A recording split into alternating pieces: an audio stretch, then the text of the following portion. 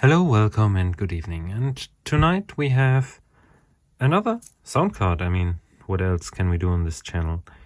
Honestly, this one you already know. If not, then please rewatch the making of this. This was a prototype board of the Tandy compatible sound card made by SN76489. And yeah, it's a pretty simple device. So this down here is the sound chip. It's a Texas Instruments SN76489 AN in this case. And this is the sound chip that was used in the PC Junior and in the Tandy PC compatibles. And it gives you 3 voices of, I think, square wave.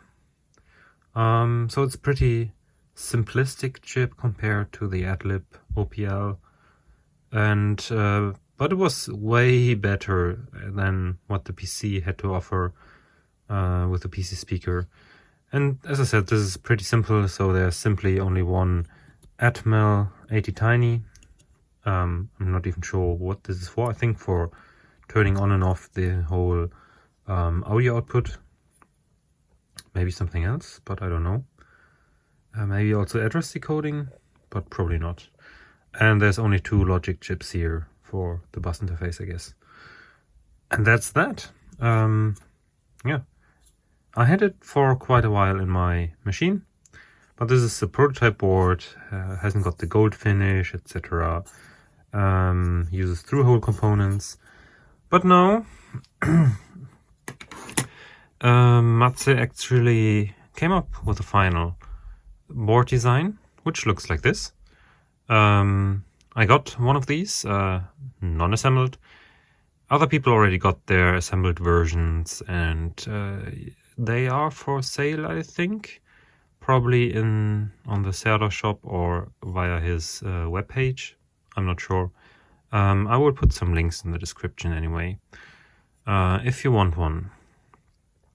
It's definitely useful because a ton of games from the 80s support the Tandy sound, and yeah, it makes them much better sounding than just with a PC speaker. So you should definitely check it out. It's yeah, simple board again, but this time it's using a lot of surface mount components, SMD 1, 2, 3, 4 ICs that we need to solder. The 80 Tiny is already soldered here and programmed, I guess, which makes my job much easier. A bunch of resistors and capacitors, electrolytics as well, here, and then a few through-hole components, mostly the SN IC again. Yeah, so looks straightforward. I got this very nice assembly of SMD components here, labeled with wherever they need to go. I think this should be straightforward. Let's hope we don't lose any of those. And this is still in packaging. Okay, good. This one here looked like a jumper, but there's actually a capacitor in packaging. Yeah, and a couple of ICs. So what we will do first is put some tin on all on one side of all the pads, and also on opposite sides or opposite corners of the ICs, and then we can use a tweezer to pick the components and tack them down. And when we tack them down, we also solder the other side. This way, this should be no big deal. Afterwards, we scrub it off with some isopropyl alcohol, and yeah, hopefully we should be good to go. The thing came also with 2 3D printed neon green brackets saying Tandy. So that's good. I think that one is a spare, but it seems pretty sturdy. There's like a little support here in the corner even. You probably could fit some of the, keystone brackets. We also got a nice K-sticker, Tandy 3-voice system. And let's see if I keep this permanently in my machine. I would like to, but I'm running out of slots quickly, and I will have to replace the compact flash adapter probably with something more clever, because I need 2 slots for that at the moment. One for the XTID BIOS and one for the compact flash adapter, and I can replace this by 1 card, I think. But this is for another time. So at least for the time being I can put it in temporarily to test some games. But first of all, let's get started on soldering.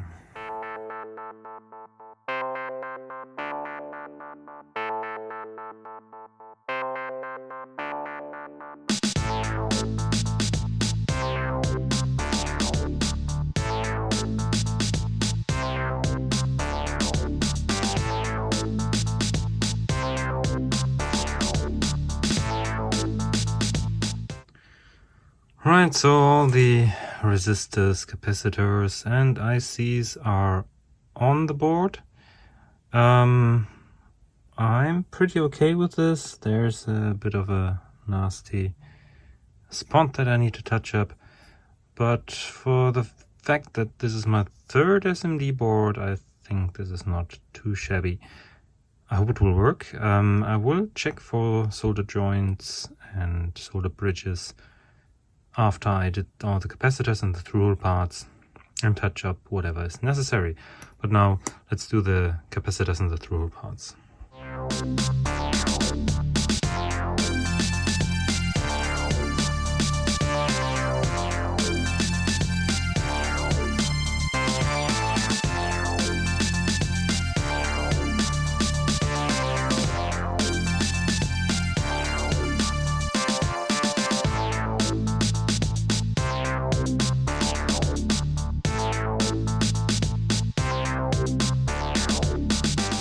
Alright, I think I finished the card. If you compare it to the original, it's slightly smaller.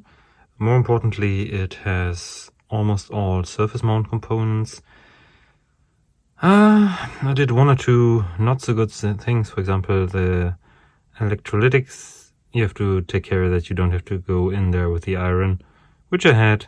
Plus I forgot this little tiny capacitor here. I think it's a bypass capacitor. So I had to go in there as well. It was a bit tricky. I have to double check the jumper settings, but I think, let me see here. Here we have 0C. Okay, so we need to jumper to 0C hex, which we can do just now, and that's basically just putting that jumper over here. Jumper 2 needs to be 1 and 2, and 4 and 5, and jumper 1, 1 and 2. 0C0 hex is the original address of the Tandy sound, so it will work out of the box with a couple of games without any need for patching or drivers or whatever. But on AT class machines, this will also be the address of the 2nd DMA controller. So you might have some weird funky stuff if you use the higher DMAs, which I don't. Which I do. For the blaster board, I use the DMA 3. So that's fine. Everything is fine in my machine, but double check on your machine.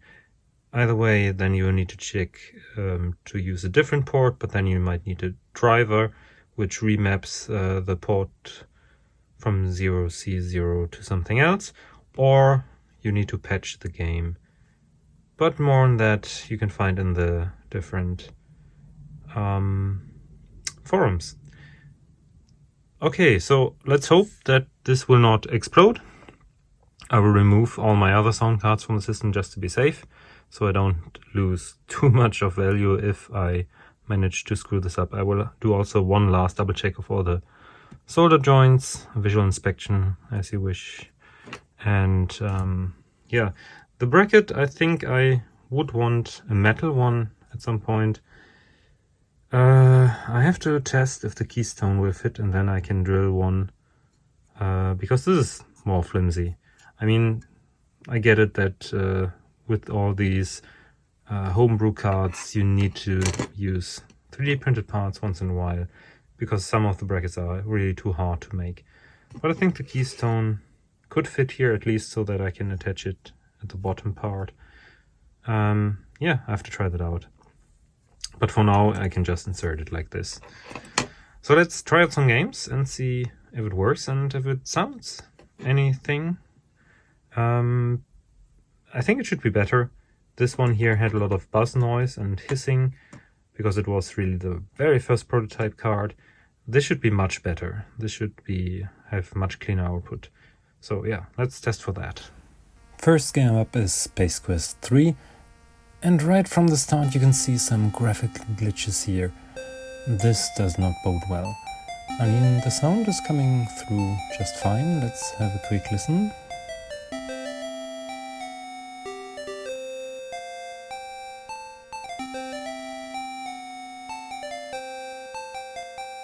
Yeah, this sounds just like I expected, but the graphical glitches are weird, to say the least. I think we might have a problem here. And to check up on this, let's check out Zach McCracken, because that also supports Tandy sound. And let's see what it does. Yeah. Okay, the graphical glitches are even worse here. And the more I experimented, the more weird things I found out. The system was very unstable, it would be crashing and not booting correctly. There were graphical glitches all around, so when I swapped it for the old Tandy card, everything was fine. So something is definitely off with this nice new card. And after a long conversation via email with the developer, Matze, we figured out that it was probably the quad buffer latch that is in front of the synthesizer chip, which is right here next to the synth chip, because this is the only difference between the two cards, the old one and the new one. So even after touching up all the solder joints, I couldn't get it to run.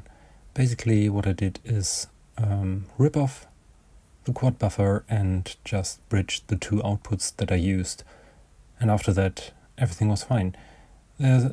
There will be some fix-up at a later time, but for now this has to do. There's also one more thing. This board design is missing one resistor on the MCU, which I will have to add later, but the MCU isn't that necessary when you haven't got the latch installed anyway. So yeah, we'll see some repair on this at a later date, but for now it's working, albeit you can't mute it on startup. You just have to live with some noisy sounds during startup. But that said, let's take a look at some games that do actually work. First game to look out for is Maniac Mansion.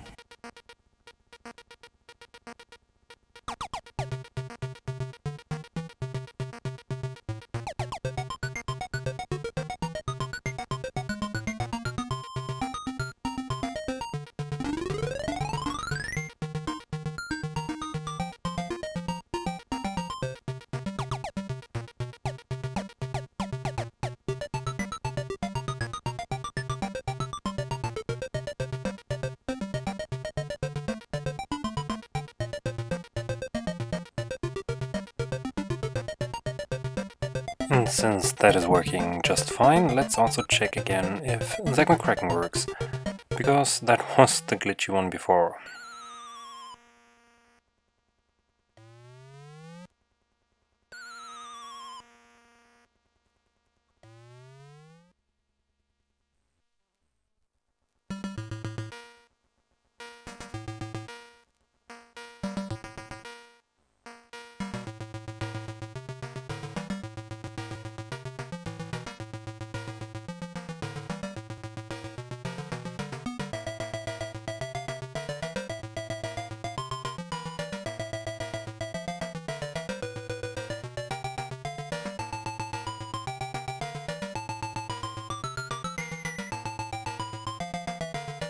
One other classic game by Lucasfilm that actually supports the Tandy sound is the VGA version of The Secret of Monkey Island, and this works just as expected.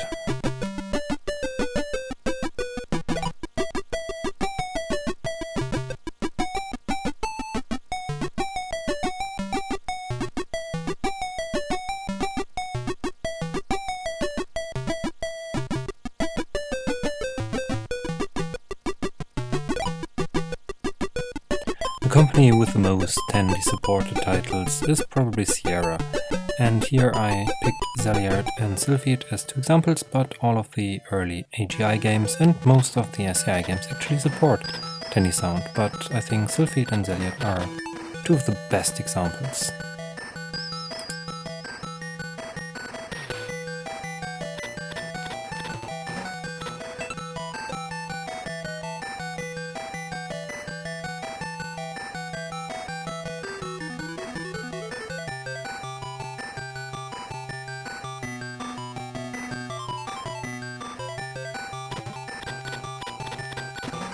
Even though these are two of the lesser known Sierra titles, I recommend that you try them.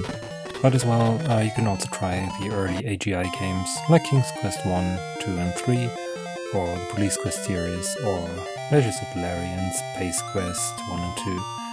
And also, later titles like Gold Rush or Manhunter do have Tandy support, but Manhunter has a very weak sound anyway.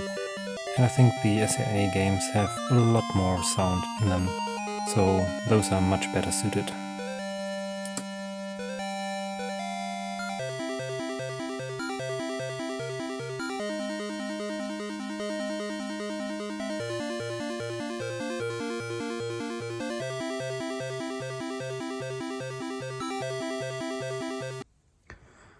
So that's the Tandy 3-voice sound card.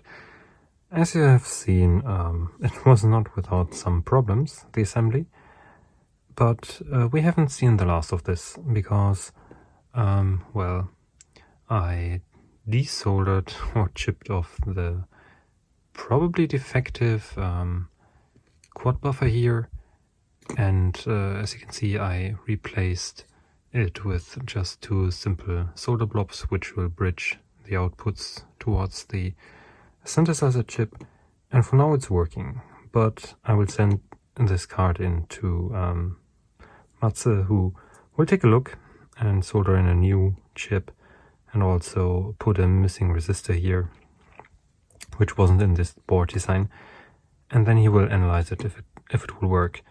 But we assume that this is the faulty part because without it it works just fine.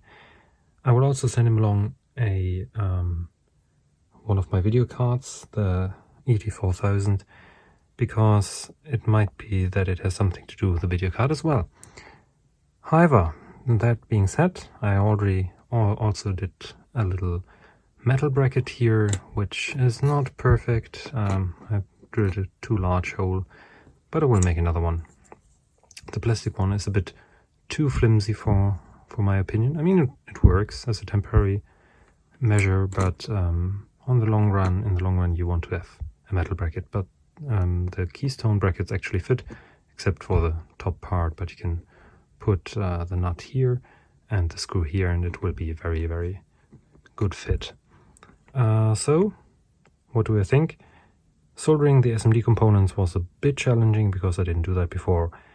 It's definitely a solid card. The noise level is better than on the old card. There's still some noise there. Not sure if that will get any better with a different board revision, but I think for Tandy sound it's good enough. And you can play, as you have seen, a lot of old DOS games. Planet X3 sounds almost best on the Tandy sound card. Adlib is also fine, but I think the Tandy sound is what it was programmed for. And the old Sierra games sound especially well. And a few other games, as you have seen, support it as well. The LucasArts games, not so much, only the early ones. But yeah, still you have at least a few hundred or dozens of titles available at least, which support this card, and it's a nice thing. So it definitely gets my thumbs up, and I always love it to see new homebrew designs like this. And also very nice is the ability that you can route the speaker, PC speaker input in here and put it out on the line out, as well as to the PC speaker itself. So you don't lose anything with this card. With the blaster board, for example, you only have the PC speaker in, then you get the PC speaker only on the line out, but here you get both, which is pretty nice. Okay, so if you like this video, please give it a thumbs up, subscribe so that you don't miss any new episodes, and hope to see you soon. Leave a comment, and yeah, have a good night.